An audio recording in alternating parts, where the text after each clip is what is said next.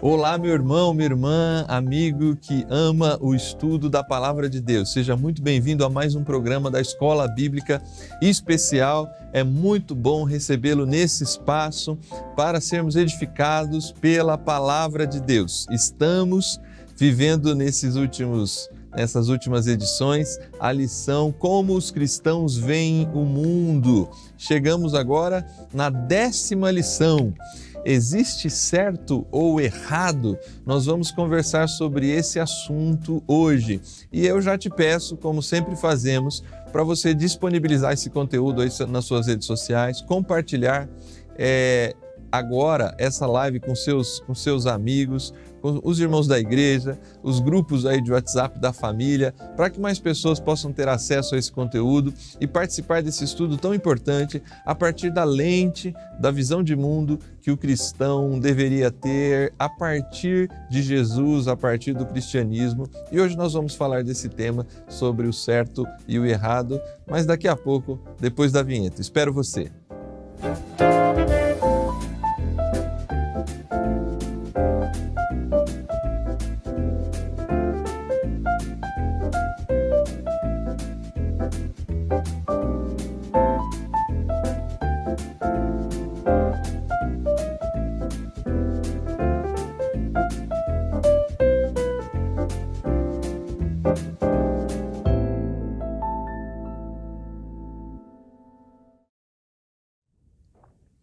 Muito bem, estamos de volta. Seja muito bem-vindo à Escola Bíblica Especial e nós estamos chegando ao 10º estudo da lição Como os Cristãos Veem o Mundo, estudos bíblicos sobre a cosmovisão cristã. E aí, existe certo ou errado? Parece uma pergunta meio sem sentido, porque, obviamente, provavelmente você que nos acompanha vai dizer sim, obviamente que sim, existe certo e existe errado. Por que tratarmos desse assunto nesta lição? Porque dentro da cosmovisão que nós temos vivido na pós-modernidade, num período posterior à modernidade, que talvez tenham aspectos mais objetivos, tudo nesse nosso tempo ficou subjetivo. Alguns autores chamam de um tempo líquido, em que as coisas escapam pelas mãos. E num tempo líquido, num tempo de forte subjetividade, não é incomum ouvirmos expressões de isso é verdade para você, isso é certo para você, mas não é para mim. Eu penso assim, a minha opinião sobre esse assunto é assado. Enfim, nós vivemos em um tempo em que a convicção do certo e errado tem sido extremamente abalada pela maneira como enxergamos o mundo sem a perspectiva da possibilidade de valores morais absolutos. E por isso é importante que você, na sua escola bíblica, na sua igreja local, se dedique a esse assunto para entender melhor a posição bíblica sobre esse assunto e como podemos lidar com um tempo extremamente líquido, como temos falado. Para esse assunto, para esse momento, temos aqui novamente no espaço da Escola Bíblica, novamente porque já esteve aqui não comigo, mas comigo pela primeira vez, Pastor Fernando. Seja muito bem-vindo, nosso pastor da promessa ali na igreja do Aeroporto, em Campinas, São Paulo.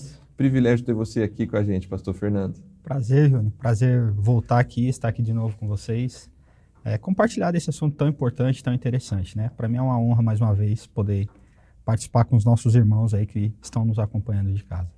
Muito bem, é bom tê-lo aqui. E vamos lá, se você ainda não compartilhou esse link, mande agora aí, porque nós vamos definitivamente entrar no estudo da Palavra de Deus aqui e será muito importante, muito edificante você compartilhar esse link aí com seus irmãos, com seus familiares, para tratarmos desse assunto. Antes de entrarmos propriamente no estudo da lição, do existe certo e errado, você tem filhos como eu, né? Dois como eu também. É isso. Só que o seu é um casal, né? Isso. O meu são 2 meninos. É muito natural que crianças, desde muito pequeno, eles identificam quando fazem algo que poderia ser chamado de errado, né? Mesmo pequenininhos, eles olham, eles logo percebem que estão fazendo algo que desagrada aos pais, ou que eles não deveriam estar fazendo porque estão correndo algum risco, porque em algum momento a gente disse, não põe o dedo na tomada, quando começa a engatinhar, essas coisas, né? Parece muito presente desde da menor idade essa noção que acompanha o ser humano de que há coisas boas e que há coisas ruins, há coisas que vão lhe fazer bem e há coisas que vão lhe fazer mal. Talvez aqui reside a essência do certo e do errado, né? Aquilo que de alguma forma contribui, edifica, traz bondade para a vida humana e aquilo que vai ser prejudicial para o ser humano, né? Pegando o exemplo dos filhos que você citou, de alguma forma eles olham para a gente buscando a aprovação daquilo que estão fazendo. Exatamente. Né? Se a gente está de acordo com aquilo que ele está praticando ou não. E isso vem de pequeno, né? Mesmo pequenininho lá, às vezes a criança, quando está começando, ela vai dar um tapinha, você fala não, e ela cresce com essa questão do não, porque parece que ela tem dentro de si essa questão do certo e o errado, né? Em todas as áreas, e aí até o próprio ser humano, depois de adulto, de alguma forma ele está procurando alguém que valide ou não aquela ação, de alguma forma, mesmo que seja consciente ou inconscientemente, pensando desse lado, né? Do ponto de vista filosófico, do estudo mais científico da questão, nós vamos cair no estudo da ética, certo? Certo. E a ética nada mais é, numa definição aqui bem simples, a ética é aquilo que baseia o comportamento de uma sociedade, onde ela vai encontrar base para o comportamento social, para as atitudes sociais, para a maneira como você se porta diante de uma situação. Num tempo relativista, num tempo de modernidade líquida, como eu falei há pouco, você vai ter algumas teorias presentes, né? Uma ética mais relativa, isto é, de acordo com a sociedade, né? De acordo com o contexto cultural e social que as pessoas vivem, e às vezes até um ceticismo, como diz a introdução da nossa lição aqui, né? E esse ceticismo talvez esteja muito presente na nossa cultura mais ocidentalizada, principalmente, penso nos grandes centros, né? Você vai para o interior dos grandes países, né? Como o Brasil, né? Você vai para o interiorzão de São Paulo, interiorzão do nosso país, você percebe ainda claramente uma presença de uma ética local muito forte. Mas nos grandes centros, nas grandes universidades, na academia, hoje se questiona absolutamente o absoluto, né? É tudo muito relativo. Você não tem, no ceticismo ético, você não encontra, eles não encontram, quem defende esse ceticismo, uma base em que você possa fincar ali a sua ética que seja válida para todas as pessoas. A gente vive esse tempo, né? A gente vive esse tempo que é muito difícil do ataque ao absoluto, né? Do ataque àquilo que é verdadeiro, que aí vai na ideia dessa modernidade líquida, né? Se a gente pensar numa questão de uma ética sólida, né? E aí por que estão também nos grandes centros, né? Por causa da pluralização desses grandes centros, é mais fácil você conviver com o diverso, né? Isso. E isso atrai a gente de alguma forma, porque ali ou você se encontra ou você se esconde de alguma forma dentro dessa grande massa de pessoas. Então, quando a gente olha para isso e para essas questões, a gente vê que as bases, muitas vezes, não existem, né? Ou as pessoas negam a existência dessas bases de alguma forma, né? Tratando de ética, né? E pensando dentro já dessa ética da cosmovisão cristã, é uma forma de as pessoas tentar viver a vida ignorando a existência dela de alguma forma. Sim. Né? Então, não é simplesmente uma opção, né? Não existe e fica mais fácil o discurso, talvez. Fernando, aqui então nós definitivamente entramos no olhar da visão de mundo cristã, a partir do que a gente poderia chamar de ética cristã, né? A primeira pergunta vai nesse sentido. De acordo com a Bíblia, existem valores morais válidos para todos os seres humanos, independente da época ou da cultura? O texto bíblico é o que está no texto base, inclusive, dessa lição, né? Até mesmo os gentios, que não têm a lei escrita, quando obedecem a ela instintivamente, mostram que conhecem a lei, mesmo não a tendo. Enfim, Vamos então definitivamente entrar aqui no estudo da lição. Existem valores morais válidos para todo ser humano em qualquer circunstância? Vale, existe, são válidos. A gente precisa, e aí a gente começa aqui então pela cosmovisão cristã, a gente defende aquilo que a criação a partir do Criador. Como a gente vem estudando desde do começo dessa série de estudos, né? Que a vida faz sentido a partir do Criador. Se a vida faz sentido a partir do Criador, a gente precisa entender que as nossas bases também de valores e a nossa ética moral, ela precisa ter uma base sólida para isso. E aí ela vem do Criador. E aí olhando para isso, não tem a ver como a gente está pensando aqui, não tem a ver com a cultura, não tem a ver com o país que você nasceu. Tem valores que são valores para todos nós, entendeu? O valor à vida, por exemplo, né? Pegando assim de forma bem... a vida é algo que é defendido por todos. E isso é um valor que vem, né? Que faz parte dos atributos comunicáveis de Deus, né? O amor ao próximo, tudo isso que faz... Ele compartilhou isso com o ser humano. Então, até mesmo aqueles que tentam negar a existência de Deus, têm isso dentro de si. Sim. Tem esses valores dentro de si. Então, quando a gente olha para isso, vale para todo ser humano isso? Vale. Vale para todo ser humano. Por mais que tenha algumas questões divergentes, e aí por causa do pecado, né, que vai trazer algumas questões que a gente vai talvez entrar em conflito, mas de forma geral todo mundo entende que o valor da vida é um valor primordial. Então, assim, esse é um dos aspectos, né, do sistema de valores que a gente for pensar, da ética cristã, que todos defendem, né? Então, que faz parte do conjunto, que vai formar a moral da pessoa, né? Podemos dizer assim.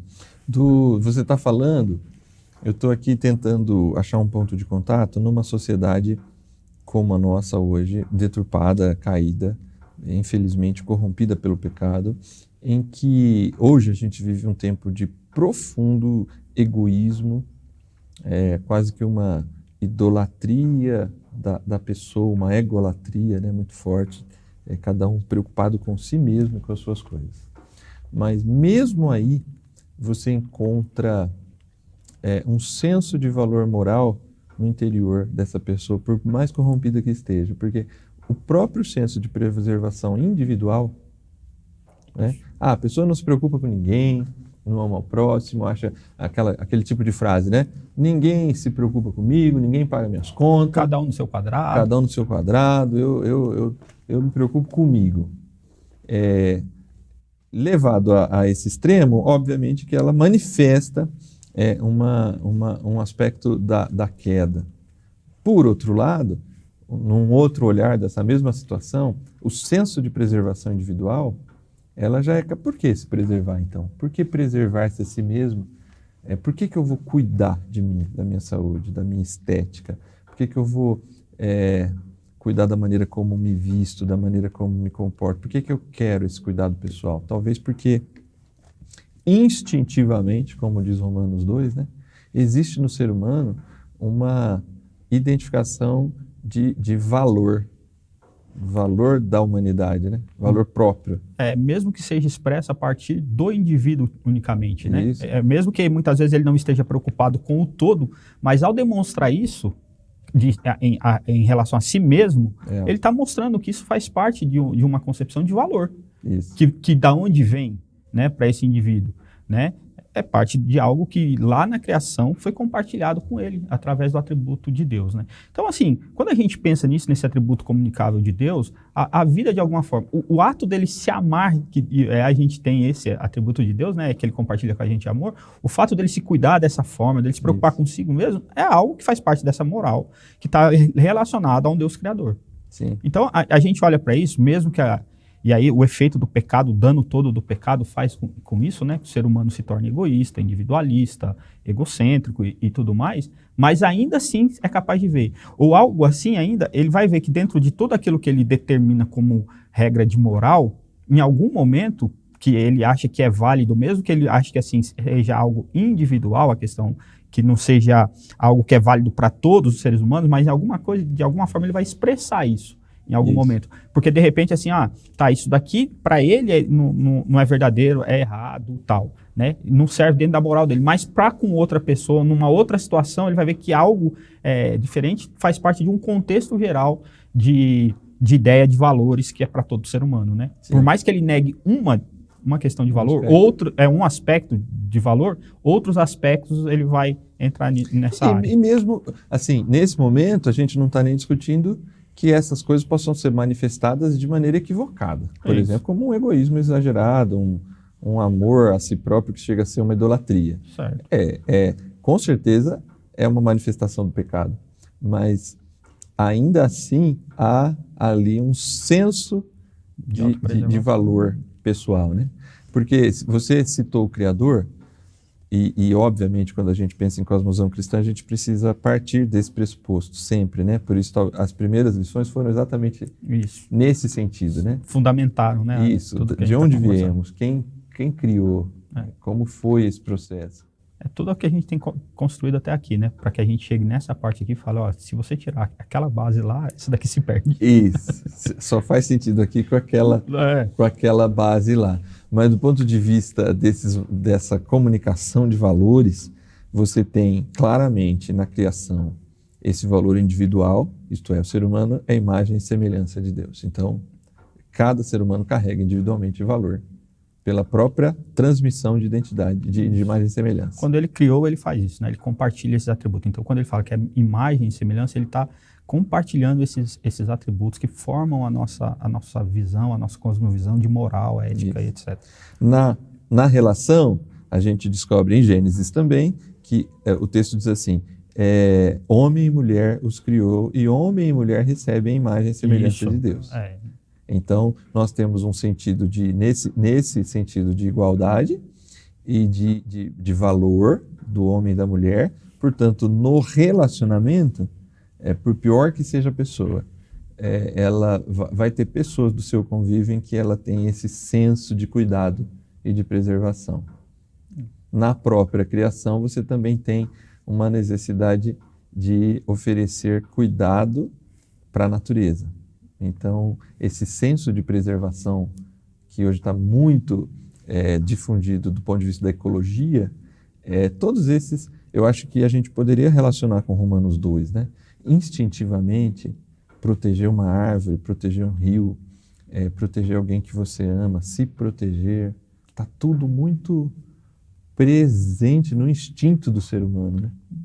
Que vem da preservação, que você muitas vezes... A gente tem discutido muito isso, né? Fazer isso em prol da geração futura. Sim. Muitas vezes uma pessoa que se expressa da forma que você falou e expressa tal lá, mas muitas vezes ela nessa área, por exemplo, da preservação do meio ambiente, pensando nas próximas gerações, ela está demonstrando esse cuidado, esse mover dentro dessa ética aí. O que eu vejo, a gente vai entrar na segunda questão, nessa linha, Fernando, é assim, porque nós ainda temos na nossa sociedade de uma modernidade líquida, nós ainda temos esse senso de preservação individual, nós temos o senso de preservação relacional, pode estar relativizado, mas nós vemos notícias dessas mais absurdas que têm aparecido na mídia nos últimos dias, né? Estamos na lição 10, então já faz um tempinho, mas daquele cirurgião anestesista fazendo maldade com mulheres que estão na gravidez. Por que isso choca? Porque ele desrespeitou uma vida no momento em que ela estava completamente indefesa. Então isso traz uma comoção, por mais que a gente esteja anestesiado. Então, sim, tem o senso de preservação individual, tem o senso de preservação relacional e tem o senso de preservação da natureza. Na cosmovisão cristã, vai se perdendo o equilíbrio porque se perde a ideia do valor moral, que é a nossa próxima questão, do valor moral absoluto. Porque se a gente mantém algumas coisas, mas perde o equilíbrio da relação quando a gente não entende esse valor em relação a Deus, a espiritualidade e essa dependência e parceria com o Deus Criador de todas as coisas. Se perde porque a gente tenta construir a partir de nós, né? Isso. A gente se torna... E aí a gente tenta construir esse senso a partir daquilo que eu penso ou daquilo até que eu sinto, muitas vezes, né? E aí, assim, se não existir valor absoluto, como que a gente pode falar que o cirurgião está errado? Isso. Se não existe um valor absoluto, se não existe aqui uma estrutura do absoluto nesse sentido, a gente não pode falar que ele está errado. Mas por que existe essa comoção social em torno desse assunto? E a gente sabe, a gente entende que o que ele fez foi muito crítico no sentido de que, assim, invadiu... um crime. É um crime, cometeu um crime. Isso, explica muito bem a palavra crime. E aí, assim, quando a gente olha para isso, por que isso ofende tanto a gente? Isso. Porque a gente tem uma estrutura, por mais que muitas vezes no subconsciente ou no consciente, de forma que a gente não saiba definir, mas que existe essa estrutura que diz pra gente que aquilo não está certo. Então existe um absoluto nesse sentido. Não é errado para alguns, é errado para todos. Para todos. Né? É difícil você encontrar alguém que, a não ser que tenha talvez a mesma índole dele lá, mas ainda assim é difícil. Vai falar, não, tá errado. Né? É certo ou errado? Existe certo ou errado? Não, tá errado. O que ele fez tá errado. Né? Mesmo que eu tenha até... Se você for pensar em algumas questões sociais que a gente tem, né? Por exemplo, dentro da cadeia, né? Muitas pessoas cometeram um crime, mas tem que separar alguns criminosos de outros criminosos, porque eles vão tirar a vida deles por causa da violência dentro. Eles não aceitam certo tipo de violência. Exatamente. Contra as pessoas. Mulher, hoje em dia, é um tema, né, que está muito em pauta, né? Sim. E aí todo mundo entende que por causa que lá do Gênesis, né, Deus criou homem e mulher, deu valor às duas vidas da mesma forma. Isso. E hoje a gente tem esse instinto preservativo, né? Também tem que ser preservada a mulher. Mas ali a gente perde o equilíbrio quando você fala, porque assim, o Criador quis mostrar ali pra gente que assim, a vida humana tem valor. Isso aí. Os dois foram dotados disso, né? Deus compartilhou com os dois, né? Bom, a lição 2, a pergunta 2 vai caminhar no que a gente já entrou aqui. Qual a base bíblica para afirmarmos que esses valores morais, que é instintivo no ser humano, de acordo com Romanos 2, são objetivos absolutos? Isso é, absoluto no sentido que eles são válidos para qualquer pessoa, em qualquer cultura, em qualquer tempo. Existem, aqui obviamente a gente nem está questionando se existe ou não, mas qual é a base bíblica para afirmarmos que esses valores morais comunicáveis que nós, ou que a humanidade tem, são objetivos absolutos de acordo com o texto sagrado? Eu acho que o texto que demonstra isso de forma interessante para a gente pensar aqui são alguns, né? Mas aí assim, eu gosto do texto aqui que vai falar de 1 Pedro, só me localizar aqui.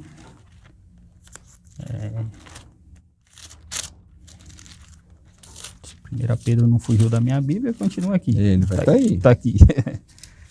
Eu gosto desse texto de 1 Pedro, né, que diz, pois vocês nasceram de novo, não para uma vida que pode ser destruída, mas para uma vida que durará para sempre, porque vem da eterna e viva palavra de Deus.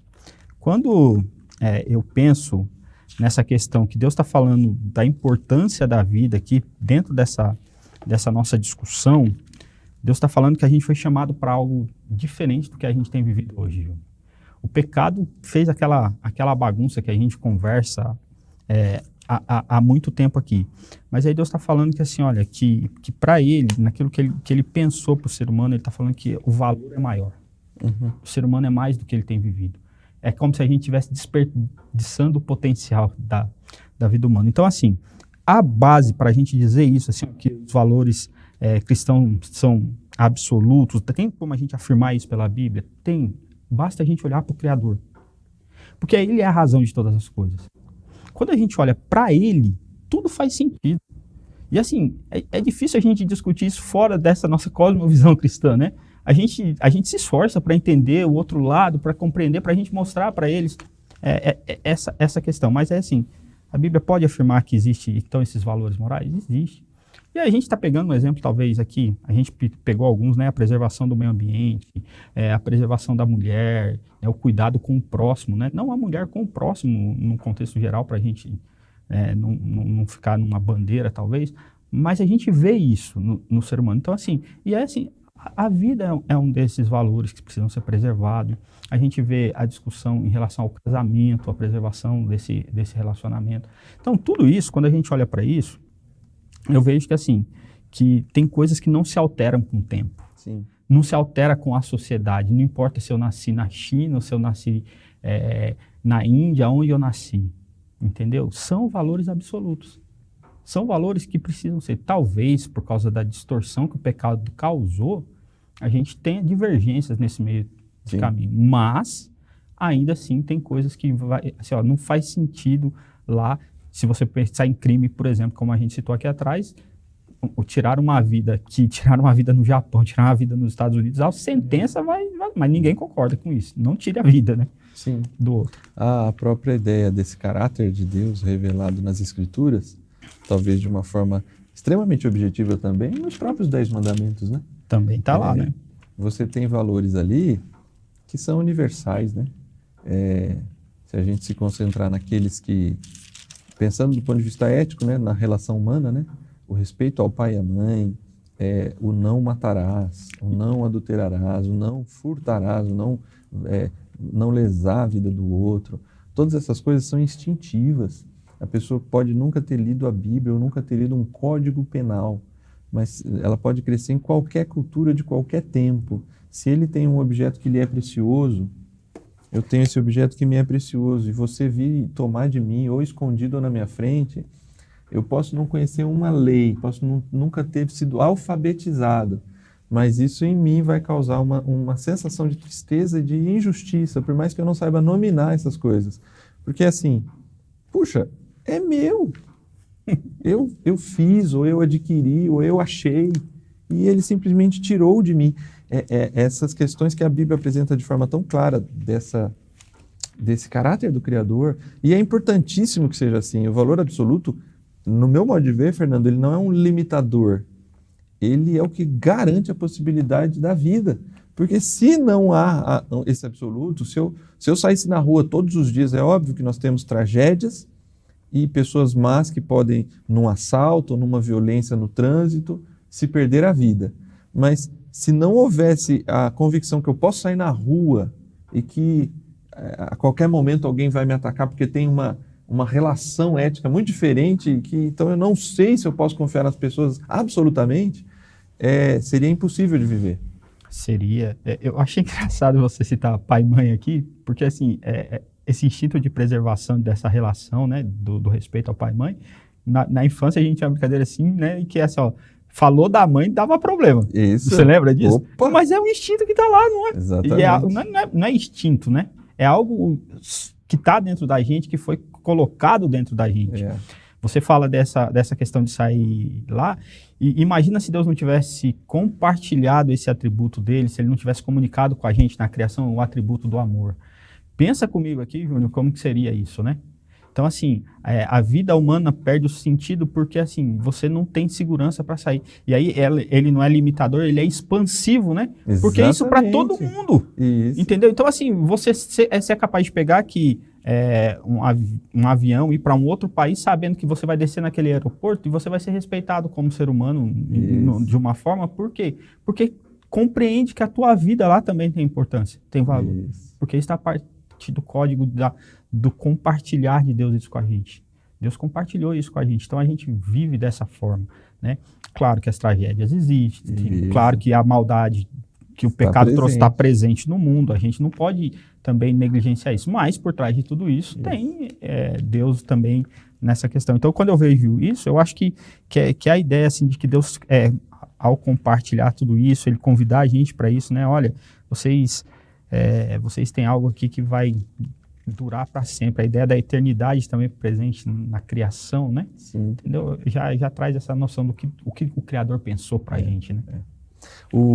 A gente vai ter que fazer um rápido intervalo, mas eu gostaria só de citar, assim, estudamos lá atrás um pouco de cosmologia, né? Da onde veio o universo, e a gente falou de alguns cientistas, e só é possível a gente estudar cientificamente o universo, só começa um estudo científico moderno do universo, porque o universo tem uma lógica.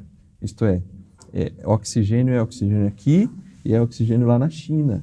Isso. O comportamento da água, do ponto de vista de sólido, líquido e gasoso, acontece lá como acontece aqui.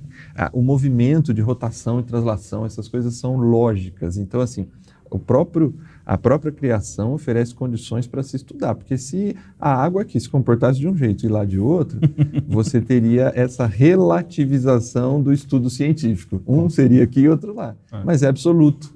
Isso vale também para a criação do ser humano e desse valor da ética, né? São valores absolutos que garantem a possibilidade de que todos nós estamos no mesmo barco, na mesma direção. O pecado é um intruso nesse processo. Traz a discórdia nesse barco. Exatamente. Irmãos, vamos fazer um rápido intervalo, a gente já volta para continuar esse estudo aqui com as próximas 2 questões. Fique aí e se não convidou ainda, convide aí seus amigos para estar junto com a gente, a sua igreja local, para a gente assistir e compartilhar o restante desse estudo. A gente volta daqui a pouco.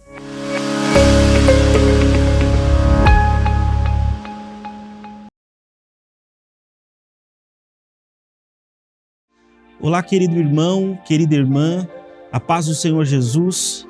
Eu sou o pastor Felipe, diretor da TV Viva a Promessa, e hoje eu estou aqui para compartilhar uma grande novidade com todos vocês.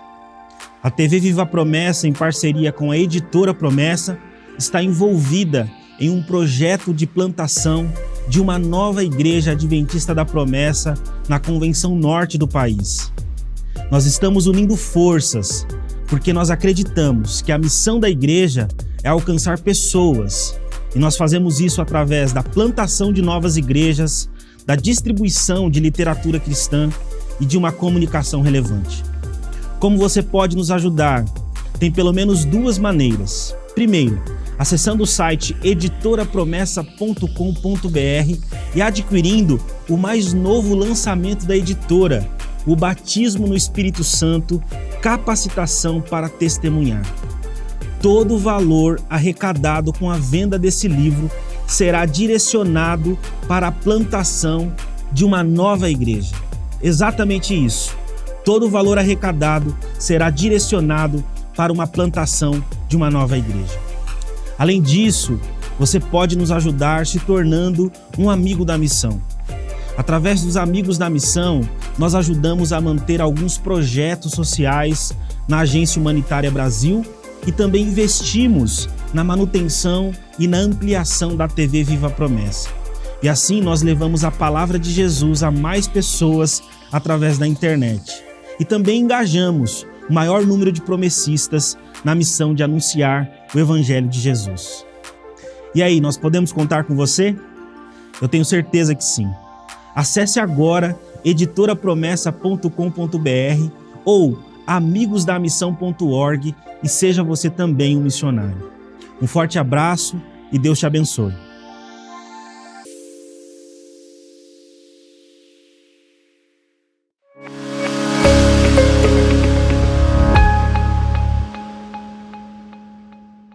Muito bem, irmãos, estamos de volta aqui para as últimas 2 questões e vamos direto aqui, pastor Fernando. Na questão de número 3, com base no comentário dos primeiros parágrafos do item 2, explique por que o relativismo ético pode ser considerado implausível.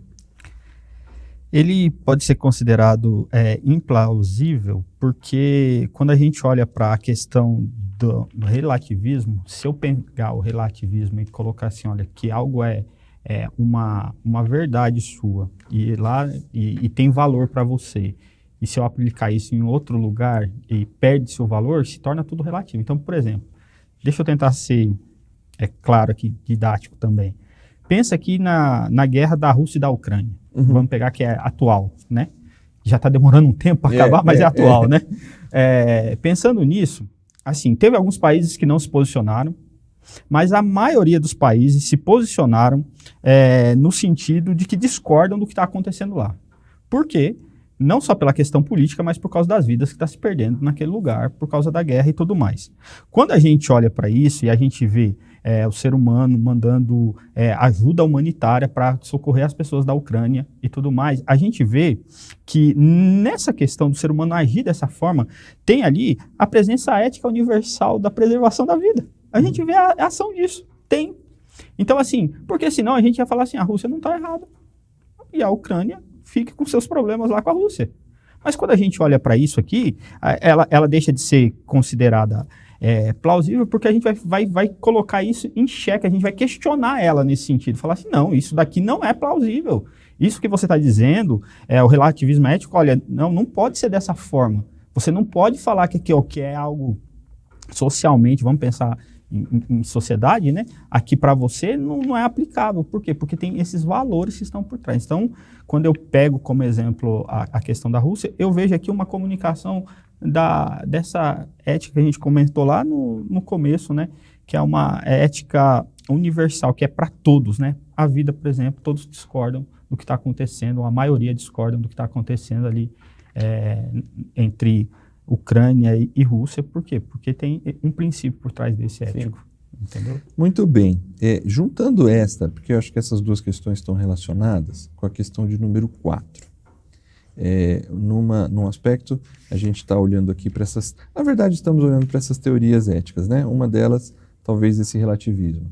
Nesse ceticismo dos valores absolutos, é onde entra a questão 4, né? Porque, a partir da teoria da evolução, a ideia de que valores morais simplesmente existem. Isto é, como se fosse algo natural, orgânico, da própria evolução, por conta dos primatas, dos animais, os sensos de preservação da vida, inclusive evolucionistas vão ligar ao fato de que lá o homem das cavernas tinha que se proteger do dinossauro, dos grandes animais. Então esse senso de preservação da vida não está ligado ao Criador, está ligado a essas questões evolutivas que o ser humano carrega na transmissão do seu DNA por conta dessas questões, né? Por que nós cristãos rejeitamos essa proposta, entendendo que essa teoria não consegue oferecer fundamento para uma moral de uma sociedade que precisa preservar a vida quando viaja para outro país, que precisa se preocupar com a Ucrânia, que precisa se preocupar com as mulheres, com as minorias, enfim? Porque aí, Rony, a gente está falando de comportamento em si, e não de uma consciência moral. Então, vamos pegar lá, partindo dessa ideia da evolução, e até por isso o autor da lição traz isso, né? Que eles vão defender que, assim, olha, o homem começa a viver em bando porque ele observa os animais que vivem em bando, e com isso eles passam a ter maior chance de sobrevivência. Então, é mais difícil, se eu me defender sozinho do dinossauro é mais difícil, mas se eu estiver no coletivo me defendendo do dinossauro, vai ser mais fácil preservar isso. Se a gente olhar para essa questão, se for a partir da evolução, pensando que eles estavam observando o comportamento coletivo de alguns animais, a gente precisa olhar também que esses mesmos animais, eles abandonavam animais que estavam prestes a morrer por alguma questão, ou que já nascem com algum defeito, e aí abandonavam. Isso é comportamento do bando. Como o ser humano, em algum momento, por causa do pecado, tentou repetir isso, mas quando a gente olha para isso, a gente não concorda.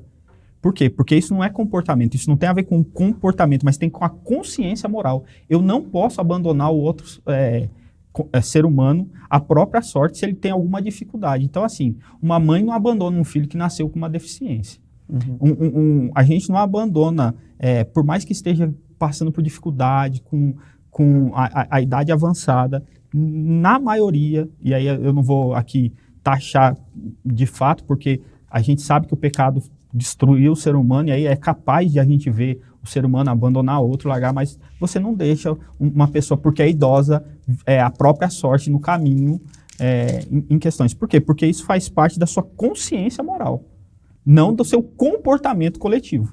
Uhum. Entendeu? Então, quando a gente olha para essa questão de comportamento moral, né, do seu comportamento em relação a isso, faria todo sentido, pensando no bem do grupo, falar assim, ó, vai dar muito trabalho carregar isso daqui, mas a gente continua carregando, isso, porque a gente sabe que é certo ajudar o outro ser humano. Por quê? Porque faz parte daquilo que Deus compartilhou com a gente. O atributo divino dele foi compartilhado com a gente no sentido da gente que formam a nossa moral, que é a preservação da vida, o cuidado com o próximo, está tudo ligado a isso. Então, quando a gente olha para essa questão aqui, né, olha, do ponto de vista evolucionista, não consegue simplesmente fazer isso, porque a gente não age somente pela forma com que o comportamento a partir da questão da evolução, olhando para esse padrão da evolução.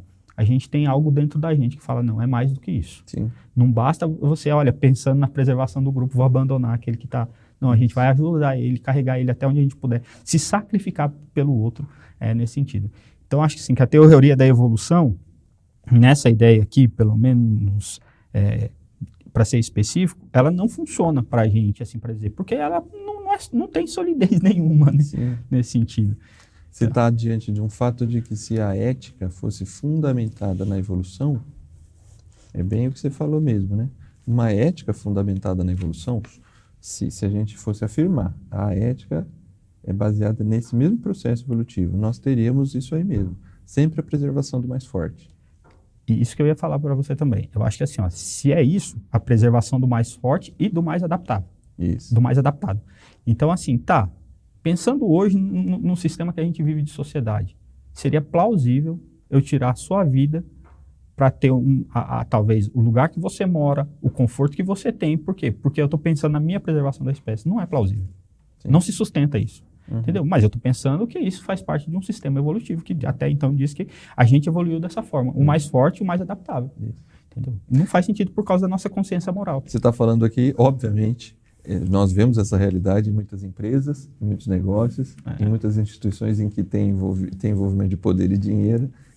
Essa ética predatória funciona da evolução, né? Funciona não, existe, né? Existe, mas do ponto de vista da humanidade em geral, nós temos uma consciência, e essa consciência, na verdade, ela é muito a partir de Jesus mesmo, né? Jesus é quem toca no doente, toca no leproso, a igreja começa numa sociedade greco-romana que abandona suas crianças com defeito para serem comidas por animais em florestas, é a igreja que vai lá e recolhe essas crianças, cuida dessas crianças, é a igreja que cuida da viúva, é a igreja que cuida do órfão. Esse senso de justiça, Tiago vai dizer, né, que a religião perfeita, a religião verdadeira é cuidar da viúva e dos órfãos, né? Tem gente que obviamente usa isso no extremo, somente de que a igreja como ação social, né? Mas a igreja que não tem essa consciência ética do valor, e aí essa consciência passou para toda a sociedade. E em algum momento a sociedade hoje começa a querer desprezar. Mas aí eu acho que a gente poderia ir caminhando aqui, né? Queria te ouvir nesse sentido. Para mim, o foco de tentar encontrar maneiras de defender valores morais fora de um Deus criador, ou tentar viver num relativismo moral e ainda assim encontrar razões para tentar preservar a vida, preservar relacionamentos, preservar a natureza, tudo isso é rejeitar esse aspecto da criação que traz harmonia para todo o processo. Por que eu tenho valor? Por que os relacionamentos têm valor? Por que é importante preservarmos o mundo em que vivemos? Porque Deus criou todas as coisas e porque Deus colocou isso no nosso coração. Ao desprezar Deus, você perde uma ética, e aí me permita usar o termo aqui, uma ética humana mesmo, uma ética para a humanidade. Porque a ética cristã nada mais é do que a ética para a humanidade de um Deus que criou todas as coisas. Eu acho que quando a gente olha para as tentativas do ser humano, ao longo da trajetória humana, o ser humano vai tentando corrigir, né? E aí, assim, por isso que hoje a gente tem, que defender a mulher, por isso que a gente precisa defender o negro, né, se me permite colocar dessa forma, porque que a gente precisa defender a natureza do próprio ser humano, porque em algum momento ele tentou negar a existência desse Deus, e aí na forma com que ele foi construindo as coisas, faltou isso. Na de Deus não, na de Deus já tinha lá isso. Então assim, o valor do ser humano, quando ele fala que o ser humano tem valor, a mulher tá, o negro tá, quando ele fala para cuidar da natureza, a natureza é cuidada por nós. Então, assim, quando ele coloca a gente nesse contexto, quando a gente ignora Deus disso, tudo vai perdendo. E a gente vai tentando corrigir isso. E aí a gente vai se fundamentar no quê? Numa ética já existente, que é a de Deus, pra gente. Então, assim, a gente tem que voltar lá e reconhecer, mesmo que não seja com palavras, mas com ações, tentando corrigir esse percurso que a gente tomou errado. Então, eu acho que, assim, essa ética humana, e é assim, quando Deus criou todas as coisas e no sexto dia ele fez o homem. Quando a gente olha lá, né? Ele criou tudo para que fosse habitável, para que a gente pudesse desenvolver. O cuidado de Deus em preparar tudo para a gente, para que fosse harmonioso, para que fosse capaz de desenvolver a vida humana. A gente, no momento que a gente tentou negar, a gente vê a destruição e a gente vem tentando depois voltar no Sim. prumo, colocar direito, reconhecendo, mesmo de forma talvez inconsciente, que existe uma ética maior por trás de tudo isso. Do ponto de vista do cristianismo, a gente obviamente reconhece. A gente reconhece e responde, né? Reconhece e responde. Outros tentam achar argumentos, mas no fim das contas, mesmo sem querer, eles reafirmam a existência de um princípio moral absoluto, a existência de um Deus que criou todas as coisas. Com certeza. Muito bem. Essas, inclusive, são as aplicações da lição, né? Certo e errado existem, pois os valores morais são universais e os valores morais são absolutos. Eles alcançam todo o universo e eles também são valores válidos em qualquer tempo, contexto, espaço, porque são questões para além da cultura, né? Para além dos contextos. São coisas dos atributos comunicáveis de Deus, da maneira como ele decidiu desenhar toda a criação. E como ele quis demonstrar que a gente o reconhecesse em todas as coisas criadas, né? Ele comunicou isso para que a gente olhasse e falasse, não é possível que isso daqui veio do nada. Sim. Não é possível que a mente humana foi Os céus manifestam a glória de Deus. Muito bem, pastor Fernando, te agradeço aí do papo, foi muito importante, agradeço você, meu irmão, minha irmã que estão nos acompanhando. Para a gente encerrar, deixe sua última palavra aí de incentivo para os nossos irmãos depois desse estudo e faça a oração final. Júnior, muito obrigado por estar aqui, um prazer dividir esse espaço com você, esse momento. Eu acho que vale muito a pena a gente, como cristão, se posicionar em relação a isso. Eu acho que essa lição ela desafia a gente a isso, a se posicionar como cristão, defendendo um Deus criador acima de todas as coisas. E defender, além das palavras, no dia a dia, na prática, de forma com que a gente se relaciona com o outro, demonstrando, né, isso, porque a gente está revelando Deus para as outras pessoas dessa forma. Então, eu acho que olhar para um estudo como esse do certo e errado, mais do que ter um discurso nisso, é ter uma prática saudável nesse sentido. E eu acho que é isso que a lição busca despertar na gente, né? Se a gente até aqui não fez, que a gente procure fazer de acordo com essa cosmovisão cristã. Amém. Vamos orar? Pai, a gente te agradece por esse momento, a gente te agradece por esse estudo, que ao chegar em cada um dos nossos lares, Pai, a hora que a gente tiver o contato com esse conteúdo, que seja para honra e glória do Teu nome. E que o Senhor venha demonstrar o Teu cuidado para com toda a humanidade, Pai, em nome de Jesus. Amém. Amém. Obrigado, Fernando. Obrigado você que nos acompanha. Foi um privilégio ter você junto com a gente, ter você toda semana aqui com a gente. Semana que vem nós voltamos com o estudo da lição de número 11 e a gente espera você. Deus te abençoe.